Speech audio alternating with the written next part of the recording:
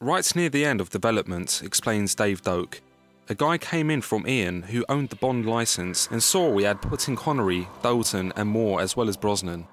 We thought it would be great for marketing and even some screenshots went out with Connery in his white tuxedo. Then an edict came down from on high and we had to get rid of the other Bonds. So on the day we had to take them out, we played this epic deathmatch, first to 100 kills, which went on for about 3 hours. Mark Edmonds played as Moore and won by 1 kill. It went down to the wire. GoldenEye's enthralling multiplayer shootouts were thus denied an intriguing proposition. But then the game was never conceived as a 4-player grudge match.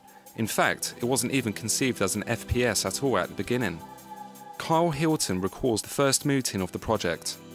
I started at Rare in October 1994 and it had me modelling cars and weapons to see if I could do it for no particular game. Martin Hollis wandered in.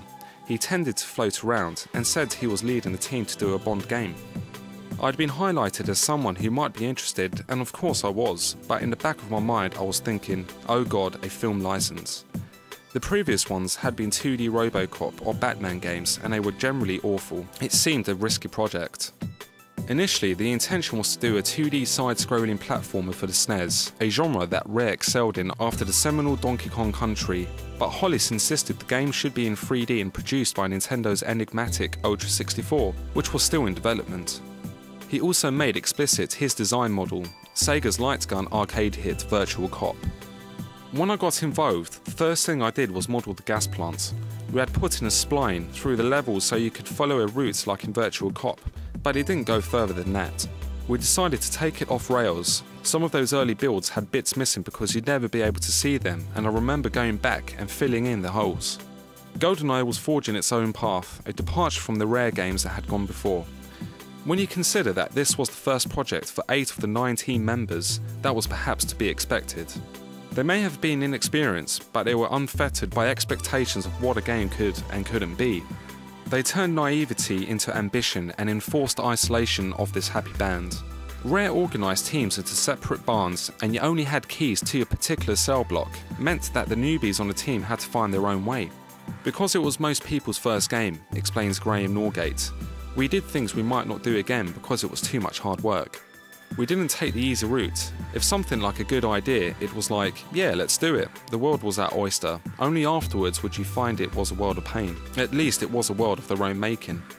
It was untrammelled by arseholes, explains Dave. Nowadays, publishers get people who don't know about games to run projects. We hadn't worked on a game before, but the difference was we were having to do the work. Our wish list of features would be things we knew would be good and we could do. There was some smart hiring and cherry picking of people. We all had an ambition and were hard working. That's how he managed to get that much content out of us. Martin also encouraged the team to draw their love of the Bond films that they'd grown up with. He recognised the inherent appeal of playing as the suave hero who had defined call for so many aspiring young agents over the preceding decades. No longer would you simply be a floating gun as in Doom. Now you are England's deadliest weapon. I remember the first time we got Bond's hand in with a watch. We scanned it in and modelled it up and it had the cuff of a white tuxedo. I thought, hey, I'm James Bond. And then we put in that thing in where the camera flies into the back of Bond's head at the start of a level. It tied you in.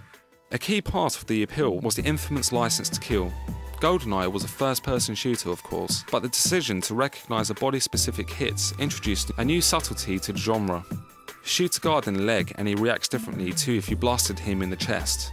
Each part of the body was given a weighting, expressed as a fraction. Hit a limb or the torso and your enemy would be pushed closer to a damage count of 1 and death. Or you could go straight for the head. A bullet in the brain equaled 1, instant death, 1 shot kills. Headshots were not only disturbingly satisfying though, they created a whole new way to play, Dave explains. The way detection worked was very simple but fundamentally changed the setup. Whenever you fired a gun, it had a radius test and alerted the non-player characters within that radius. If you fired the same gun again without a certain amount of time, it did a larger radius test, and I think there was a third even larger radius after that. It meant if you found one guy and shot him in the head and they didn't fire again, the timer would reset. It wasn't realistic, but it meant the less you shot, the quieter you were, the less enemies came after you. If a non-playable character that hadn't been drawn and was just standing in a room waiting was alerted by gunfire, it would duplicate itself and one went to investigate. You can see it happening sometimes. If you go to the right place and make a noise, you see more enemies spawning. Stay hidden, keep quiet, make every shot count. Almost inadvertently, the team had invented stealth gaming. Of course, you could still go in all guns blazing, but once players got to grips with the sniper rifle and realised that enemies had distinct blind spots to exploit, they could only see if they could walk to you in a straight line, meaning you could peer out from behind cover or line up a fatal headshot through windows. The sneaky approach was not only appealing, it was vital in successfully completing many of the game's trickier missions. It was a surreptitious tactic that emerged naturally rather than being predetermined. When we had plenty of film material, we tried to stick it for authenticity, but we weren't afraid of adding to it to help the game design. It was very organic. Dave would come in and say he needed an extra door and a room somewhere and we add it in.